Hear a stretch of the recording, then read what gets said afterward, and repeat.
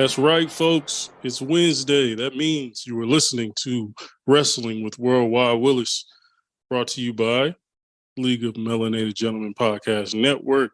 And today we're going to break down a few different pay-per-views that happened this past weekend, as we also are going to talk about the top 5 clotheslines of all time. And so I'll give you my list of that. The clothesline is one of my favorite moves of all time.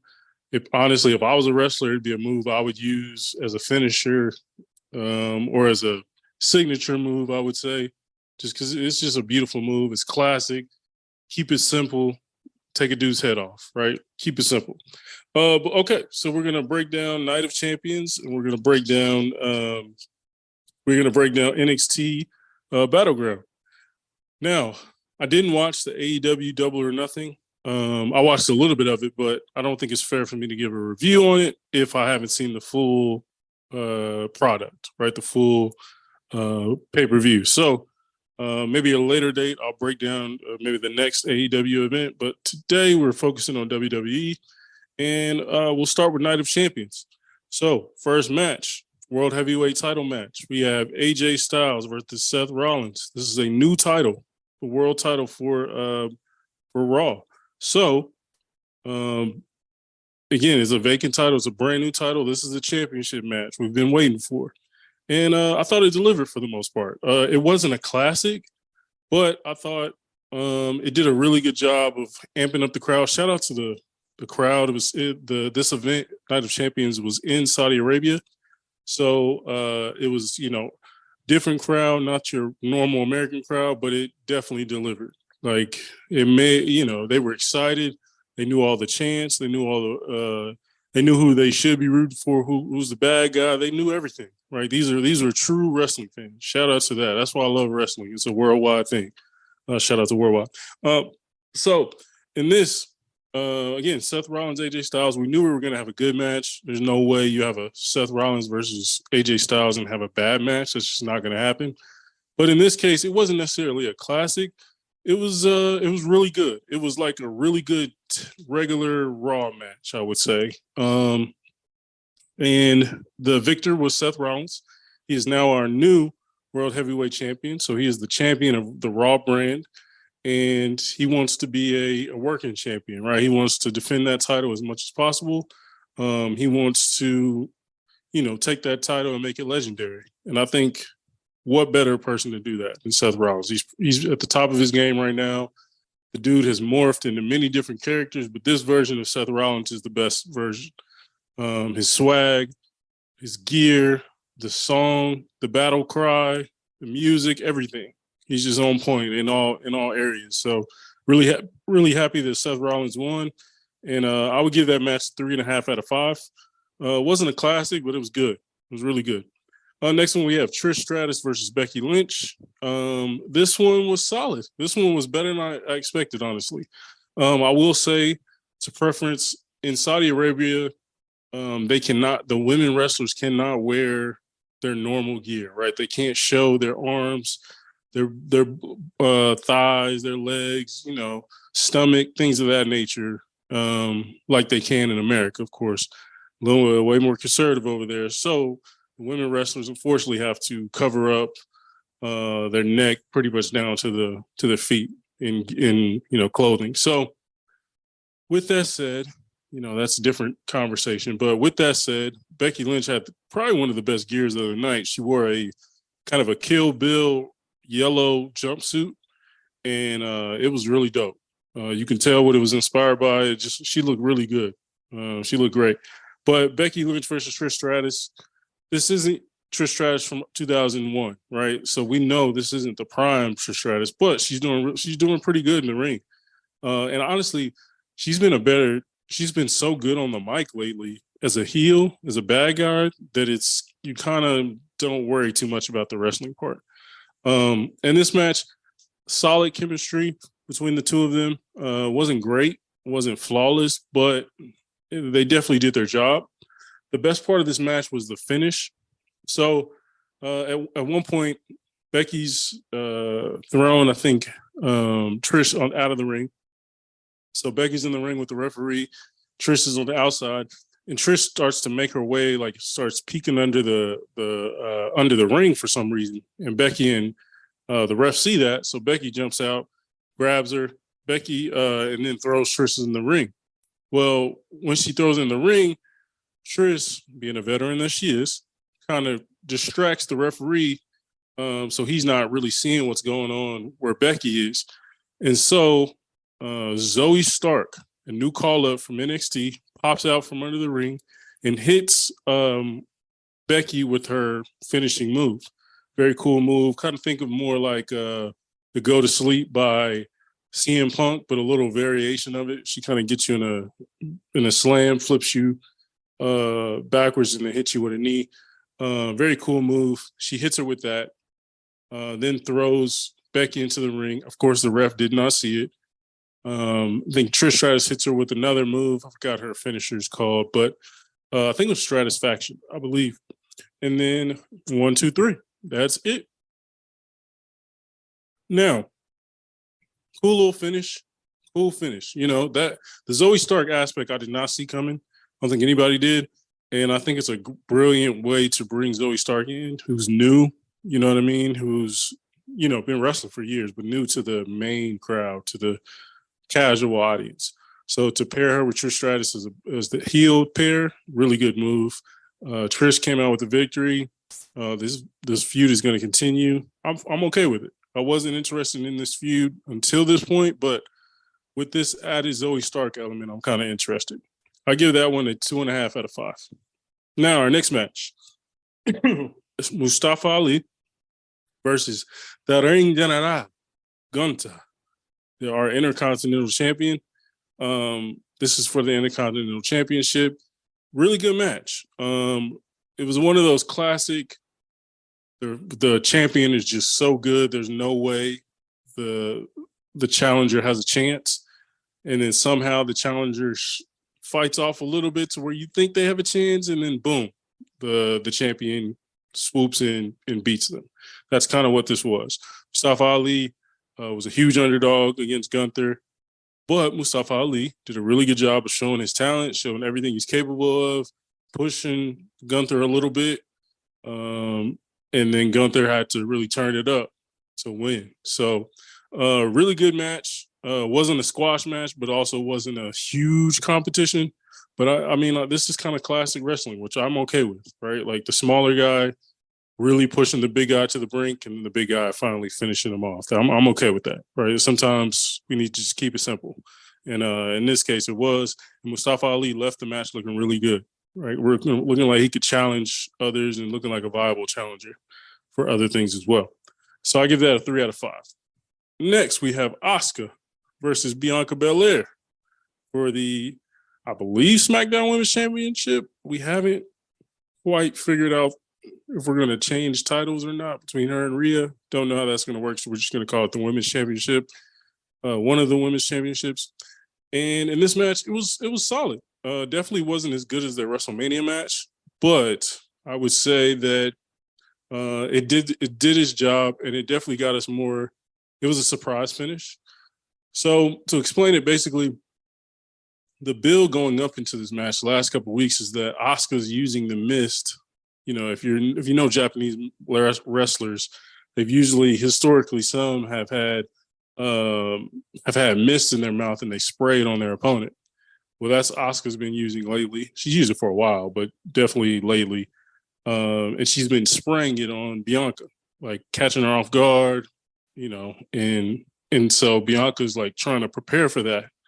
And so in this match, Bianca does prepare for it in the traditional sense, to where when Asuka shoots it at her, she sees it coming, dodges it.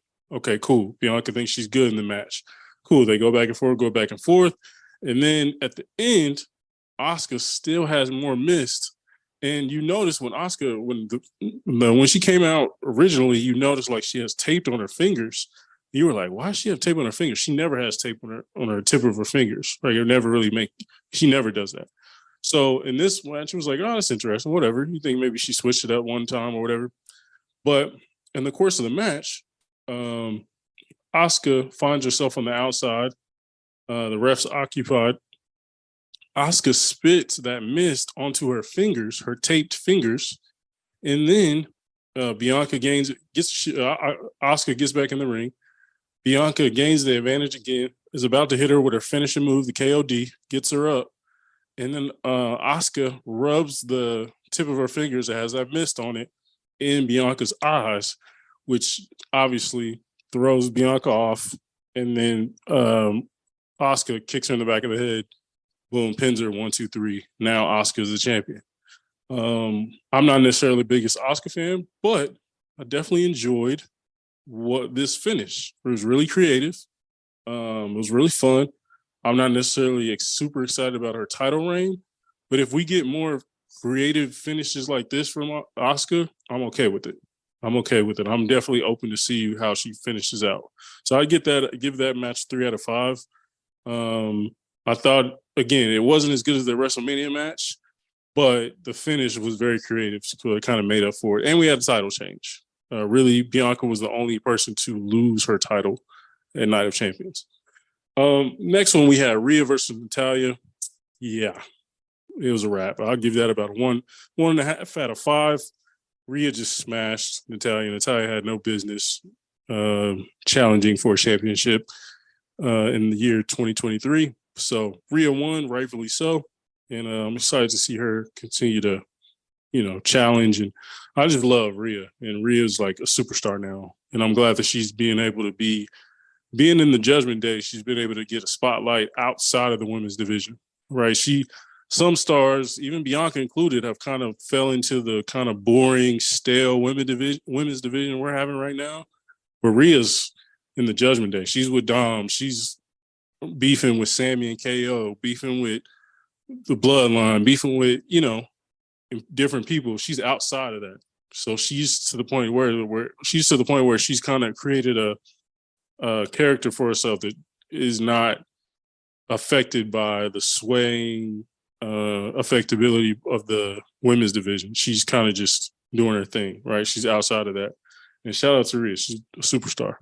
Loved her since the beginning. Loved her since the Mae Young Classic back in the day. So huge fan of hers. Next, we had Cody versus Brock. I won't spend too much time on this one. I'm over this rivalry. It's the build is trash. The matches have been garbage. Just not interested in it at all, to be honest. Definitely want to see Cody go against a Shinsuke, a Finn Balor, Edge. I just want to see battles. I want to see wrestling. I want to see Cody really fight through, like, wrestling some guys rather than having to beat Brock. Like, I get it, beating this big, huge obstacle, but it's been kind of boring. And I get it. They're trying to keep Cody occupied so they can then continue these Seth going for the heavyweight title and then Roman doing his thing with his titles.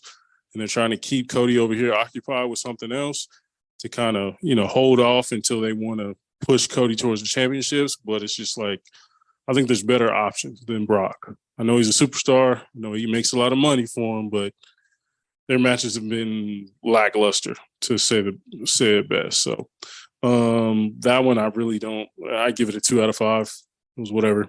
Now, the main event of Night of Champions, we had Sammy and KO as the Undisputed Tag Team Champions versus Roman Reigns, the Tribal Chief. Hold up your wands. Put your wands in the air. And Solo Sikoa, a.k.a. the Bloodline. And this match was amazing. This match was the match of the night. I would say just the storytelling aspect. Like, obviously the wrestling was good. Like, all 4 of those guys are great. Even Solo is really good. But the storyline is what took it to the next level. So if you don't know, lately the Bloodline's having some issues, having some interpersonal squabbles. And right now the Usos are trying to prove to Roman that they belong still in the Bloodline. And there's some cracks there where Roman is really, pushing the Usos and basically saying, like, y'all can't get it done. Y'all can't take care of Sammy and KO, so I'm going to do it. And so he's been really challenging Jimmy Uso, like really like challenging his manhood, honestly. And Jay has kind of been the one to be like, "Hey, Jimmy, I know he's coming at you crazy, but like, hold off. That's the tribal chief. Like, pay some respect." And so, and it's kind of different than what we've seen. It's kind of the dynamic switched. It used to be Jay you'd have to hold off, and then Jimmy was the one to calm him down. But that's the beautiful thing about the storyline. There's so many layers; it just keeps peeling back more and more and more. And so, in this match, the Usos interrupt the match because the classic Roman Reigns match formula. They go at it, and then somehow the ref gets knocked down, and then that's when the shenanigans start, which I'm cool with. Some people don't like. Hey man, that's pro wrestling. Like I don't know if you've never seen it before, but that's just what happens. And so, the shenanigans start. The ref is down. The Usos come out, and without the approval of Roman Reigns did not tell them to come out there. They come out there thinking they're going to help Roman Reigns and Solo beat Sammy and KO. So they start attacking them, blah, blah, blah. They accidentally they're trying to kick, I think it was Kevin Owens, double super kick him. He dodges it and they accidentally super kick Solo. And so Solo's knocked down. And so Roman is seeing this, and Roman gets in the ring and is like, "What the hell are y'all doing? Like, I didn't tell y'all to come out here. Like, I didn't tell y'all to run this play. Like, listen to me." And so he walks up to Jimmy and is like, "What the hell are you doing?" And he like mushes him in his face. And then he turns around and then he's like talking shit to Jay Uso. It's like, "What the hell are you doing here? Like, I didn't tell y'all to come out here." And he like turns around. Jimmy super kicks him. Super kick, something I did not expect. Right? Jimmy super kicks him. And then Jay is like, "Yo, what are you doing? What are you doing?" And Jimmy's like, "I'm doing what you should have did a long ass time ago." And then he super kicks him again. Roman for the second time. The crowd is going crazy because we know this is a pivotal moment in the storyline. Like, you got to understand, Jimmy was the one who was like, at the beginning of this whole thing was like, "Nah, we want Sammy. Like, Sami Zayn has proved he loves the bloodline, prove he's down for the bloodline. Like, invite him in." Jay was like, "Hell no. Like, he ain't part of the family." And so when Sammy turned on Roman, hit him with the chair, Jimmy was the first one to be like, "Oh, hell no. You went against the tribal chief. I'm sorry, bro. You my boy, but you gotta pay for that." So Jimmy immediately jumps on Sammy. Well, Jay is like a little reluctant. And so later on in the storyline, it starts, you never know. Jay, you were like, "I don't know. Is he with Roman or is he not?" Where Jimmy was always riding for Roman Reigns. And so for it to switch to where Jimmy is like, "Oh, no, like, you're not going to disrespect me." You know what I mean? And Jay being the one to be like, hold on. Like, we got to do what's best for the bloodline. We got to respect Tribal Chief. It's really cool to see that dynamic change. And it adds another layer to the story. And so, again, after he super kicks him, Jimmy's like, "All right, we got to go. We got to get out of here." And Jay is like in shock that any of this happened. Solo starts to recover from the double super kick. I think Kevin Owens hits him with the stunner. Boom, he wobbles over to the corner. Sami Zayn hits him with the haluga kick. Boom, 1, 2, 3. Sammy and KO regain and still Undisputed Tag Team Champions. So really good match, outstanding story part. Really excited to see what we get from this upcoming SmackDown. This is going to be crazy. That's a must-see SmackDown. So we shall see. Next we have, again, NXT Battleground was the next night. So Night of Champions was Saturday, midday, over in Saudi Arabia. And then NXT Battleground was Sunday night. NXT Battleground was in Massachusetts. And I forgot what city they was, but it was Massachusetts. And there's one key individual in NXT who's from Massachusetts, so it kind of made sense. So in this one, we had first match, we had the North American title match. We had Tyler Bate versus Wes Lee versus Joe Gacy. Really good match. I'm a huge Tyler Bate fan. If you know me, I love the more physical style wrestling. I love like the old school Japanese style wrestling, like the more UK style of wrestling where it's like really stiff, really. And what I mean by stiff is like I'm hitting you hard. Like I'm not pulling my punch. I'm not necessarily trying to hurt you, but I'm also, this is going to hurt. And it's like I understood this is going to hurt. I'm not just randomly punching you in the face. You know what I mean? So really, I really prefer more of a stiff style. And that's what Tyler Bate is. And he's definitely, he's also extremely athletic and really creative with his style. He's kind of goofy in a great way. Like I mean that in a good way as far as the way he wrestles, but it's amazing. Wesley has really impressed me. I was not a Wesley guy at the beginning, but he has become one of the best North American champions of all time.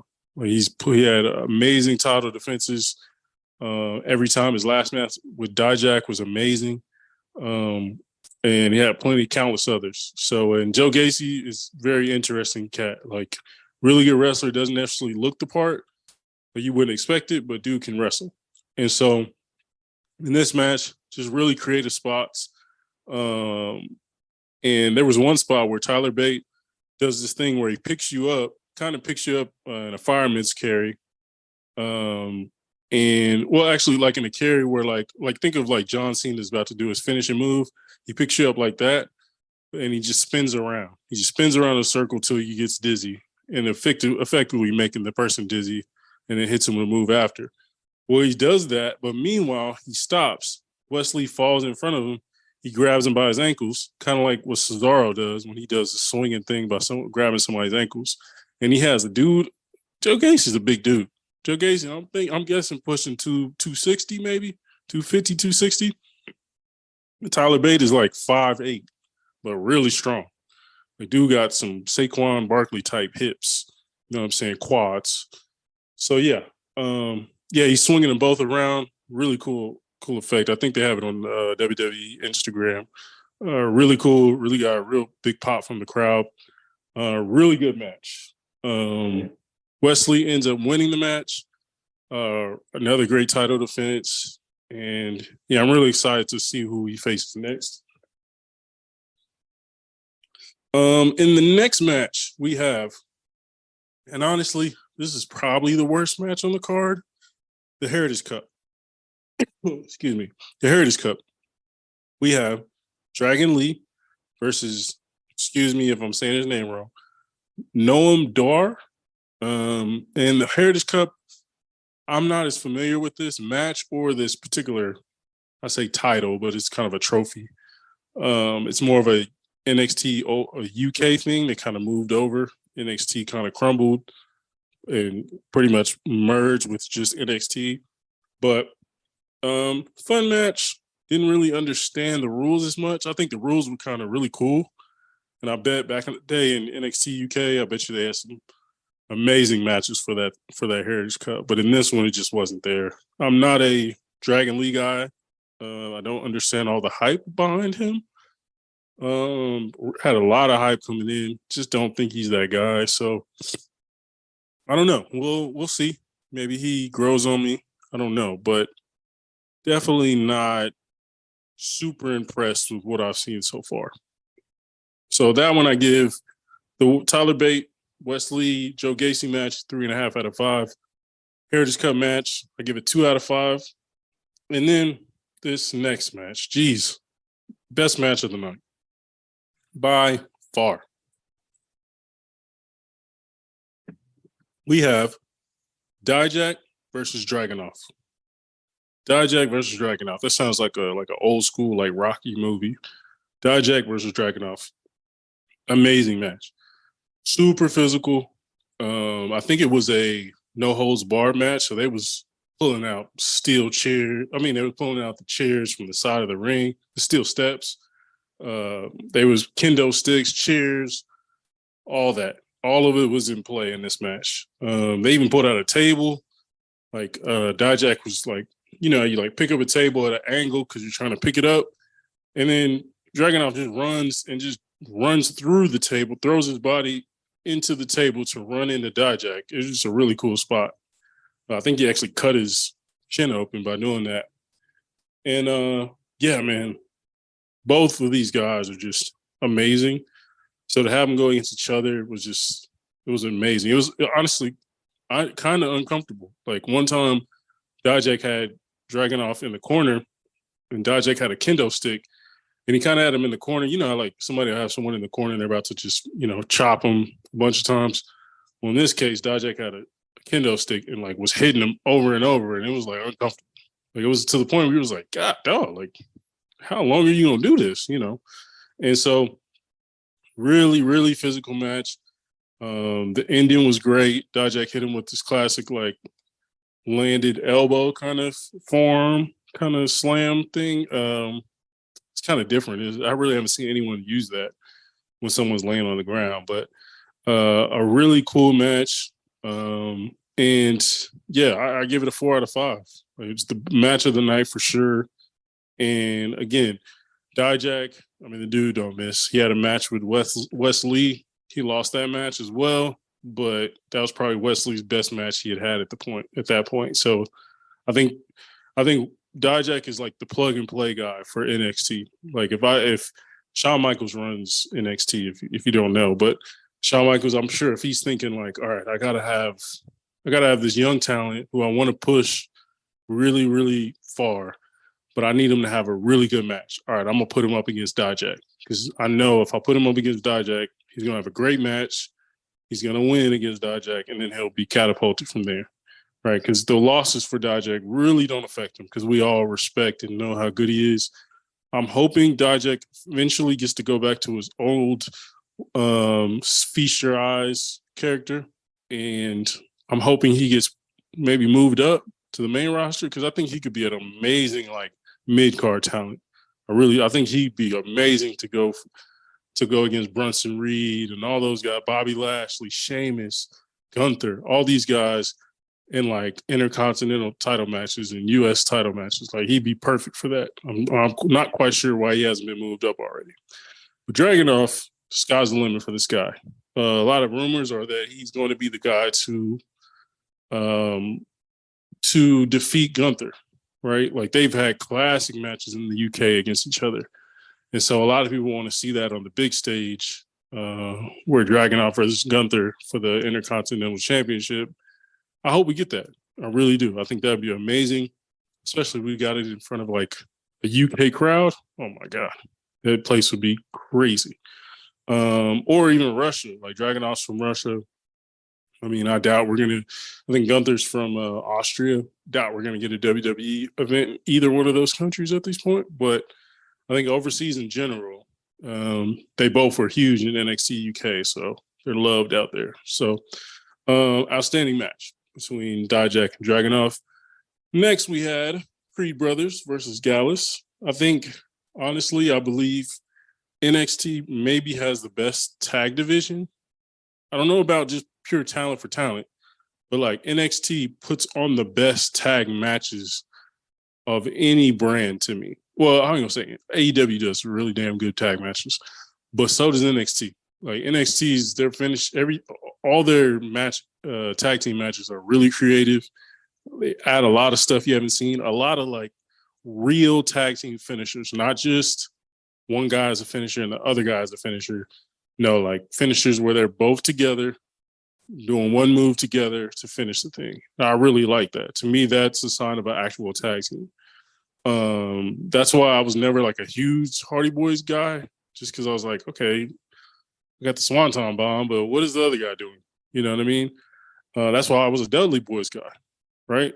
3D, classic move, both together. We knew what was coming when they both was in the ring and somebody was like wobbling towards Devon. He was like, oh, okay, it's about to go down. You know what I'm saying? So, but yeah, Creed Brothers versus Gallus. I thought we'd get better. I'm not gonna lie to you. Both of these tag teams are amazing. I could watch the Creed Brothers wrestle for hours. Like both of them are amazing. Amazing. Gallus is the old school tag team. Gallus is like from the 1990s WCW, like two big old dudes, two wide body dudes beating the hell out of dudes. They're both from the UK. Really high pedigree tag team from over there. Came over, have done nothing less but really kill it in the NXT tag division. And yeah, Gallus is the champions. Creed Brothers were the champions. They're trying to get the championships back. I thought the match was a little short, honestly. To me, the Creed brothers are the better tag team.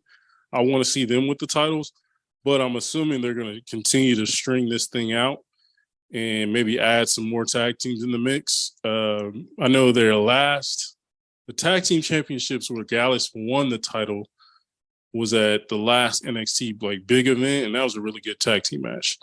But in this case, I just thought we could get more. Creed versus Gallus is supposed to be a banger no matter what. And this one, it just wasn't. They didn't give enough time. The finish was very like predictable. Another, Gallus and Creed brothers are going at it, and then there's a distraction. And then it distracts the Creed brothers. One of them gets in the ring, gets hit with the Gallus finisher, and it's over. It was kind of we've seen that story before on regular NXT episodes. So I was just hoping for something different or something more dramatic or a little longer, something. Just didn't give me what I was expecting. So I'll give it a 3 out of 5. Lyra Valkyria versus Tiffany Stratton for the vacant NXT Women's Championship. Now, this one, really good. It actually went a lot longer than I thought it would go. In this case, Lyra Valkyria is more like a workhorse, right? She's not the most athletic girl, but can really wrestle. Is really technically sound, very experienced, understands, different wrestling concepts, and just has done this for a while. Where Tiffany Stratton, on the other hand, has only been wrestling for like 1.5 years, is a former gymnast in college, but has taken to wrestling like extremely well. Like the day she got in, we were all like, whoa, like we might have a star on our hands. And not just because she's athletic. She has really good IQ. So, for example, in this match, Lyra Valkyria has a knee brace on her left knee, I believe. And in one point of the match, Valkyria throws Stratton against the ropes. Stratton comes back. She's trying to leapfrog over her. But Tiffany kind of clips her leg when going through. And Valkyria lands and kind of awkwardly. Like, it was a real awkward. It wasn't just like, oh, I'm going to fake this. No, it was like oh, snap. Like, I was worried she was hurt. And, some wrestlers would be like, oh, okay, let me just keep wrestling regularly. Where Stratton, only 1.5 years in, was like, oh, your knee hurt?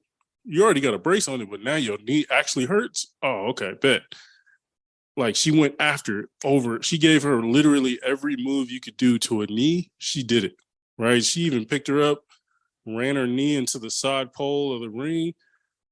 She did a bunch of different creative stuff to affect that leg. And I thought it was really smart and really nice to see from a young talent. There's a lot of times where you'll see somebody like get hurt and the other person just doesn't like, if I'm wrestling you, whoever you are, if you got a bad ankle, like I'm putting you in an ankle lock immediately. Like no, I'm stepping on it. I'm dropping a knee on it. I'm dropping an elbow on it. I'm doing everything. I'm like in a William Regal-esque way going to find every way I can to systematically break your ankle down. You know what I mean? That's just the way I think. And so I love to see a wrestler think the same way, right? This is for a championship match. Do what you got to do to win, right? This is not about doing the prettiest stuff. No, do what you got to do to win. And Stratton has shown that she can do that. She has the ring IQ to understand that type of stuff. And that's dope because overall, the reason we love Tiffany Stratton is because she's a elite level athlete, which you're seeing more of in the women's division, but that ain't always the case. So in this match, the finisher was Tiffany Stratton hit Valkyria with her patented moonsault, which I got to say is one of the most beautiful moonsaults I've ever seen. Like literally, for those that can remember, like when Kurt Angle did a moonsault, that shit was beautiful. Like he almost paused in the air. Like it was almost slow motion. That's what Tiffany Stratton's moonsault is like. And so whenever we do a top 5 moonsaults, Tiffany Stratton might be in there. But this moonsault, it was like momentum. The crowd was in it. You could tell like she doesn't move to run right into the moonsault. So she has some momentum and she like steps on each rope the first buckle, second buckle, and then third one, and then hits the moonsault, and it's beautiful to watch. You can check it out. It was probably the best moonsault I've seen her do. So that was very timely for this moment. So Tiffany Stratton is the new NXT Women's Champion, and I'm excited for her reign. The girl is like, if they're smart, they're going to strap a rocket ship to her back and push her to the moon. Like, she has everything you want. She can talk on the mic. She's a really good heel. It's kind of actually hard to root against her because, again, she's so talented, has a really good character. And like, yeah, it's just hard to root against a girl like that, you know what I'm saying? Or a character like that in general. So I think she'll be a big time heel or babyface. Doesn't really matter.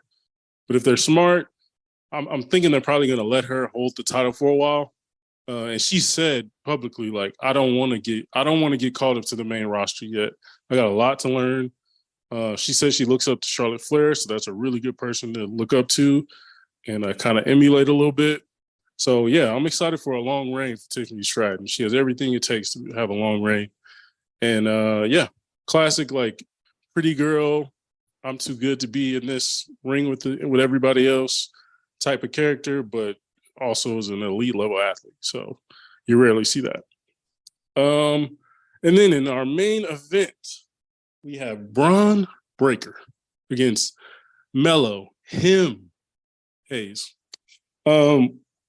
Carmelo, for context, Carmelo is the NXT champion. And so he's defending his title right now in this match. And Mello is also I think he's from Boston. So in this particular match, they're in that area. So a huge home court advantage for Mello here. And solid match. And I'll kind of break down my thoughts on both of these guys. Braun Breaker, classic. It's crazy because, so Braun Breaker is really, I forgot what his first name is, but he's a Steiner. If you know wrestling, you know Rick Steiner, Scott Steiner. So Rick Steiner's his dad, is Braun Breaker's dad, and Scott Steiner's obviously Braun Breaker's uncle. Now, the Steiner brothers are one of my favorites. Like, Steiner brothers, bro, we'll talk about them a little later, but some of my favorites. So, especially like Scott Steiner, Big Papa Pump. Come on now, we all kissed our bicep every now and again, right? You're probably doing it right now. I don't blame you. But in this case, Braun Breaker's a little different. Braun Breaker is like, I don't know, elite level athlete. His spear, his finisher is the spear. And it's honestly Goldberg level spear. Like, he be taking dudes in half. And it's like, I think he has like 3.5 speed, or 4.5 speed or whatever. So he be running. You know, he's pretty quick. And so Braun Breaker, I don't have huge expectations from a Braun Breaker match other than like a really good spear, you know, pick some dudes up, throw them around. But that's about it. Carmelo Hayes, on the other hand, I'm a little, this is a hot take, not the biggest Carmelo Hayes fan. Now, I'm a fan of in the ring, I'll say. As a character, love Carmelo. He hasn't missed. And that's literally his gimmick. Like, Melo don't miss. And he has a barbershop. And what I love about Melo is Melo ain't the classic, like, you know, Vince was low-key racist with some of these black characters, bro. Crime Time. Like, what the fuck is that? Like, we had dudes in do-rags. I love R-Truth, but R-Truth first came out, like, that was classic, you know, like bullshit black characters. Whereas Melo is black and he is fully proud of his blackness, but he's intelligent too. Like, he can articulate himself.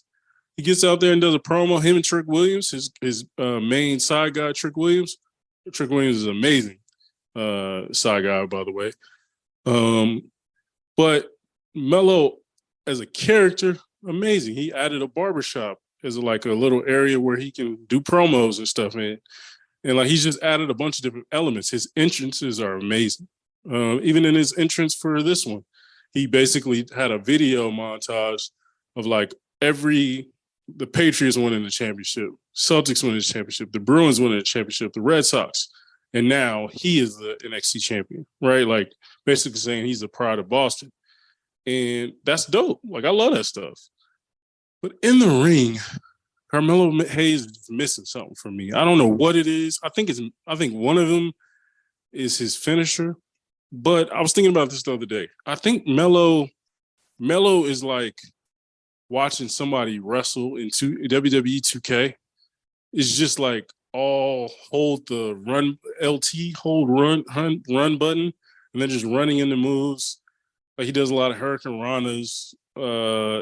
Like, his move set isn't very good, right? It's not as impactful. It's a lot of like glamour and stuff to it, but it's not a lot of like, oh damn, like that looked like that hurt, or that was impressive, or it's just a lot of, I don't know, it's just not a lot of substance to his move set. I need a little more. But mainly my issue with Melo is his finisher. His finisher is basically like the old school famouser that Billy Gunn did, but he basically does it from the top rope. Like, he'll climb up on the top rope and then hit you with the famouser. That's trash to me. That's trash. If you're a big time star, you need a big time finishing move, right? John Cena, big time finishing move. Randy Orton, big time finishing move. Stone Cold, big time finishing move. Rock, big time finishing move, right? Like, if you want to be big time, you gotta have a move. Like, you can't have a weak ass finisher. Like, the GOATs don't have a weak ass finisher. So for me, it's like a dude as athletic as Melo, a dude with the character of Melo, of literally his finisher is called Melo Don't Miss. That's kind of trash, right? You're doing a famouser from the top rope, and it don't even look like it hurt. It don't even look like nothing. It looks like, I don't know. It looks boring. So his move set is like very basic to me, and it's just not. I need Shawn. If I was Shawn Michaels, I would literally go to him and be like, "Hey, I'm gonna give you 48 hours. I need you to submit me some finisher ideas, because this ain't gonna work, bro. Like, this ain't gonna work. You telling me he beats Braun Breaker with that weak ass move, or like when he gets called up, he's beating Gunther with that, or he's beating Roman Reigns or Sheamus or Randy, like any of the Seth Rollins, anybody with that weak ass move, not gonna happen. Like, y'all got to get that fixed. I'm sorry. I think I'm one of the few people on the internet who's saying that's a weak ass finisher, and people were like, I don't know. People were like, oh yeah, it's cool. It's like, dude, that's a trash finisher, right? Like, you need something to where everybody, when you're a big time star and you're a champion, you need it to where when you're about to hit your finisher, people are like standing up out of their seat. In this case, no, I'm not standing up for that weak ass move. I'm not doing it. So, Melo, I think he won against Braun Breaker, defended his championship, and hit him with that weak ass move. 1, 2, 3, he wins. Now, I'm excited to see. I think maybe some of my issues with Melo has to do with his opponent. I like Braun, but he's not necessarily a outstanding wrestler to watch. So I think maybe when Melo goes up against someone else, maybe your Tyler Bates, your Wes Lees, your Dijaks, your Dragunovs, Julius Creed, and some of these other great NXT wrestlers, maybe that'll bring out a different side to him, and he'll break out some stuff. I've seen him have good matches against Ricochet and some others, but I don't know. I need something else from Melo. If he's going to be the big time like we're expecting, I need more. But yeah, that was a really fun card. Braun Breaker versus Melo, I give it 3 out of 5. But overall, NXT Battleground was a really good show. The Heritage Cup was really the only downfall, but everything else is solid, at least, right? And then Dijak versus Dragunov was a classic. Might be match of the year. We'll see. But lastly, we're going to finish it out with a top 5, folks. We are going to finish out with our top 5 clotheslines. Now, again, if you know me, you know I love a good clothesline. I love a good clothesline. I love the old school Japanese, and in the Japanese culture, like as far as wrestling in New Japan, the clothesline is a very historic move. It's a very like appreciated move, almost like a handed down type of move. And like not just anybody doing a clothesline out there.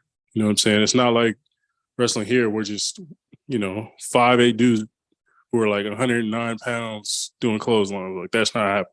Out there, you gotta be a real one to do it. So let's start it off. At number 5 of our top 5 clotheslines, we got Brody Lee. Now, some of you may not know Brody Lee. I want to say, what was Brody Lee's name in WWE? He was in, he was in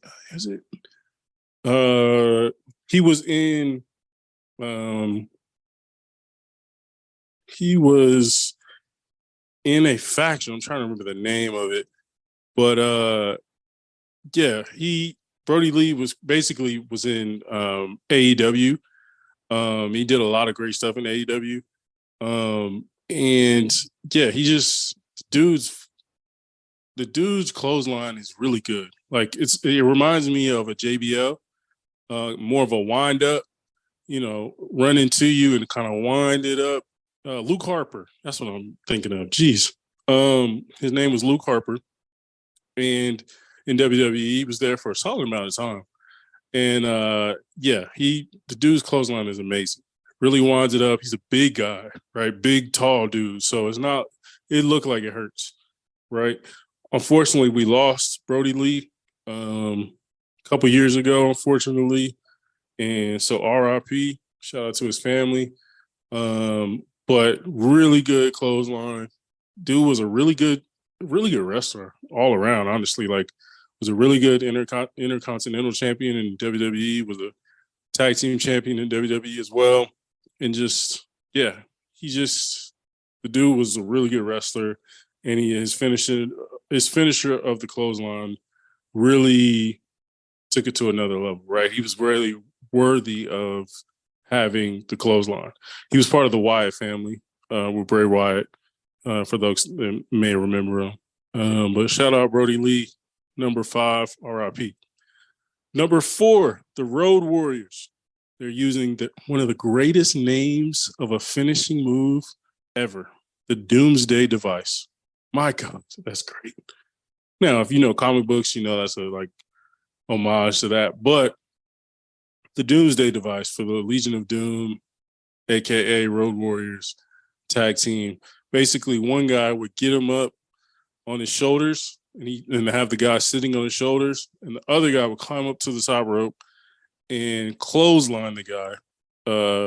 And the guy would usually do a flip over, sometimes landing on their head and have a concussion. But this was the 80s, right? If you landed on your head, you just, rub some dirt on it, get up, right? Unfortunately. But the Doomsday Device, it actually looked like it really hurt. And so, again, great name. Clothesline off the top rope is always good, but especially when you pretty much flip a dude over, it's always beautiful to see. Now, our number 3 is for folks that may not know him, Adam Page. In AEW, you can look him up for those that don't necessarily watch AEW. He does a springboard clothesline, calls a shotgun clothesline.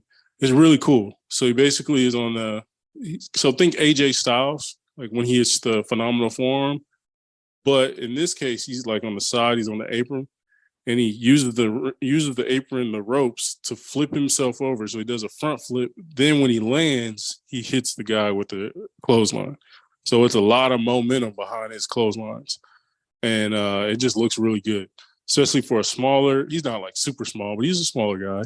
And him doing a front flip into a clothesline, really cool. Really looks good. And it looks like a finisher type of move. When you see a finisher, you're like, ooh, okay, that looks dope. That's what Adam Page's finisher looks like. And so, yeah, shotgun clothesline, really cool. Really good looking clothesline. Number 2, we have JBL.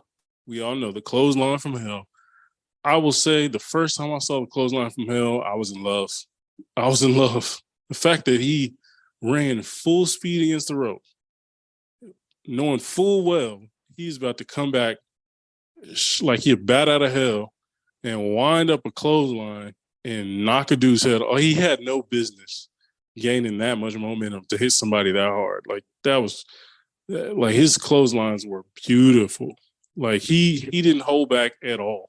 Like some dudes, they kind of just try to hit you across the chest, and lets you do the work of falling and selling it. No, you ain't got to sell none with JBL. The clothesline from hell is hitting you, and as soon as it hits you, all the work is done. Your body's going to react how it reacts. And so, yeah, JBL, clothesline from hell, that's probably the most physical one I've seen. The one that, like, the wind up is the main thing, the most beautiful part, because it's like, damn, this is going to hurt. Like, there's no pulling anything off of this the way he winds it up. So really dope to see JBL's clothesline from hell. I remember he came back and did it. It was the 2010s era. I can't remember, but he basically was a broadcaster, and somebody was disrespecting the old legend. He got in the ring, took his little suit off, hit him with the clothesline from hell. Still looked like it hurt at this old age of his. So really good. Number one, this is for those that don't know, this is a little teaching moment, as we would say in the League of Melanated Gentlemen. Okada. Okada is a wrestler from New Japan, and he's also known as the Rainmaker. And the Rainmaker is also the name of his finisher, which is the clothesline. So his clothesline is beautiful. Like, it's a thing of beauty. His clothesline, he basically, what he does is he has basically, like, he'll have you, like, walk away from him. Like, let's say you're walking away from me and I grab your wrist and pull you towards me and then hit you with a big ass clothesline. That's what Okada's the Rainmaker is like. And Okada's like, I'm trying to think of a good comparison, but Okada is like New Japan's Randy Orton or John Cena. Like, he's the guy, but he's still so good. He's been wrestling for years now, but the Rainmaker is classically known. And first of all, just a beautiful name, right? Like, that just sounds like something you want to see in person, the Rainmaker. And every time he does it, it just looks better and better, man. Like, Okada is a real one. He's honestly one of my favorite wrestlers out right now. And I love him because he's also a real one. If any of you have maybe seen on Instagram, I've shown some of my friends, but one time he was wrestling in the ring and a guy kicked him in his back. He was doing a submission on somebody in a tag team match. Their partner gets in the ring, kicks him in his back a couple times. He doesn't really sell it, right? So I guess the guy gets a little mad. And he just, like, 100% just kicks Okada in his face. And Okada wasn't expecting it. Like, it was a legit kick. It wasn't like I'm going to just tap you in your... No, it was legit. And so Okada gets up, bro, and that man chases that dude to the outside of the ring and beats the hell out of him. Like, not like wrestling beat him up. No, like, legit punches to the face, kicks to the ribs, kicks to the kidneys, picks him up, slams him on the outside in the little table area. Like, dude, like, against that dude's will. That dude was trying not to get picked up. He still picked him up, slammed him. Like, Okada's a real one, right? Like, he's not one of these ones you play with. He will send you a receipt real quick. So I just love that about him. Like, he's a real one. I like that. But then also, he just has this, like, mythical thing about his character as far as the Rainmaker, and has had classic matches going back with Kenny Omega and others. New Japan is a beautiful and historic wrestling promotion. For those that don't know, a lot of great wrestlers that have been in the WWE have wrestled or come from New Japan. Like, going back to the 70s, the 60s, 70s, 80s. Like, you might look it up, but, like, even Hulk Hogan has wrestled in New Japan and others. Vader has wrestled in New Japan. You know what I'm saying? It's a lot of new great wrestlers that wrestled over there. So I really want to encourage you to look up Okada, the Rainmaker. Again, really good finisher. Looks good every time he hits it. And that's my number one. So let me know what your top 5 clotheslines are. Right? You may agree, may disagree. Let me know. I'm always willing to debate. If you know me, you know I'll debate. At me, at WorldWide Willis, or at the LMG podcast. Hit me anytime. I'm willing to go to bat for it. And I'm always, love to hear, wrestling takes. I love that stuff. So yeah, just hit us up. Again, at WorldWide Willis on Twitter. or at the LMG podcast on Twitter. Recently had a wrestling tweet about Roman Reigns and the Usos go semi-viral. So that was cool. Check that out. That was cool for us. And we're always posting about all kind of stuff. Wrestling stuff, Marvel, comics, all kind of stuff. We're really tapped into this stuff. And so, again, hit up the Facebook group, the League of Melanated Gentlemen podcast. Hit us up there. Send us anything you got. We'll definitely hit you back. So I appreciate you listening to me ramble about wrestling on another episode. And again, we out.